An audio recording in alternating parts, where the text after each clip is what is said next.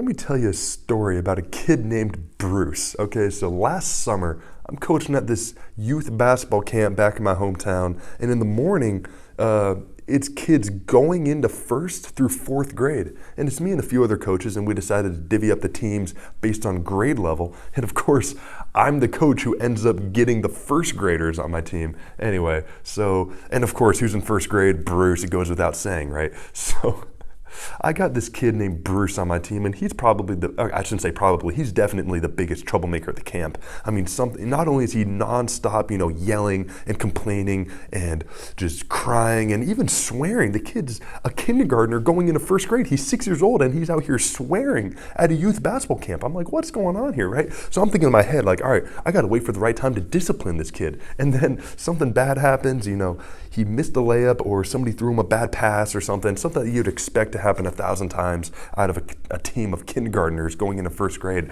And Bruce, the kid's right next to him, and Bruce kind of gets in his grill and punches the kid in the chest. So I'm like, okay, no! And I storm over to Bruce, I grab him by the arm, I take him to the sideline, and I'm telling him, I'm like, look, I expect better out of you. We can't have that here. That's not what we're here to do, right? So I'm talking to him kind of sternly, giving him a bit of a pep talk to pick it up going forward. And then, I calm down a little bit. I tell him a couple jokes. I kind of try to lift his spirits up a little bit, and he cracks a smile. I'm thinking, okay, that's good, right?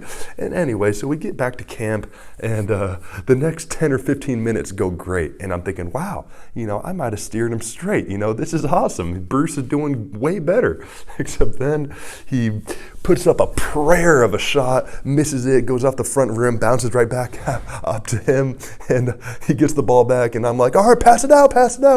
And he looks at me, he nods, and he goes, no, fuck this, and he grabs the ball, and he drop kicks it across the court, and I go, whoa, okay, Bruce, you're done, because my pep talk earlier, I told him one more blunder out of you, and you're done, right? So I grab him by the arm again, I start marching him off the court. All the other kids are watching. They're like, oh my God, what's going on, Bruce? What's happening? What's going on? I take him, I throw him out onto the grass, and I start yelling at him for 30 seconds. And then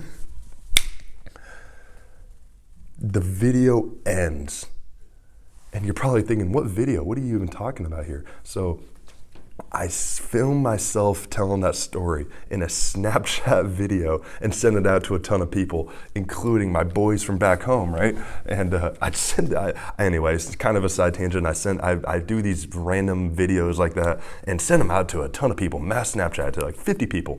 And a lot of the people I haven't talked to in years, and a few of them I don't even know that well. They're probably like, why are you even sending me these videos? Anyway. You're probably listening to this like, oh my, what's this guy doing? Anyway, so I send it to my boys from back home, and they're all like, wow, well, like, what happened? Like, what ended up, like, tell us the ending, right? Finish. And I go, no, I'm not going to tell you what happened. And they're all like, what? They're like, what are you talking about? Like, come on, I was looking forward to hearing the ending, getting a few like up arrows, like, yeah, come on, why don't you tell us what happened? And I go, I'll tell you why. Because I made the whole thing up. There's no kid at camp named Bruce. And they're like, oh, like, ha, like, oh my God, you got me, Buck. Like, are you kidding me? Well done. And, I got him, right? So I got him. And I'm reading these texts and, all the ha-ha-has and like, oh, I believed you, you got me, right? And I just start dying laughing. And I'm looking at these texts and I'm just in my room alone, cracking up in a state of pure joy. And I'm like, oh my gosh, how powerful is that? Even when you're home alone and you just have these just states of pure joy, just laughing with your friends, even though it's over a Snapchat video or a Snapchat text.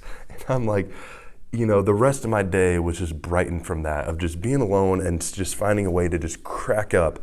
And I'm like, maybe you find that, watching a funny YouTube video or a movie or something, or like doing something enjoyable. Maybe you're just talking to yourself, cracking yourself up, or whatever you're doing.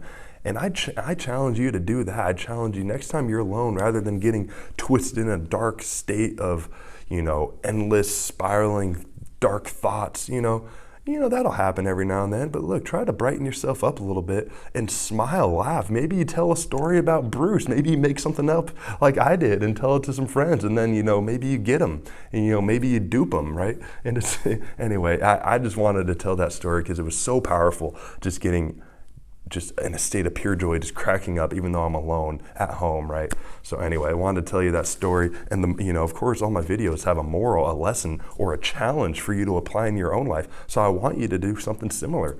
Laugh, smile, even if you're home alone, in your room, in your kitchen, in the family room. Put a smile on your face, and I'll catch you in the next video.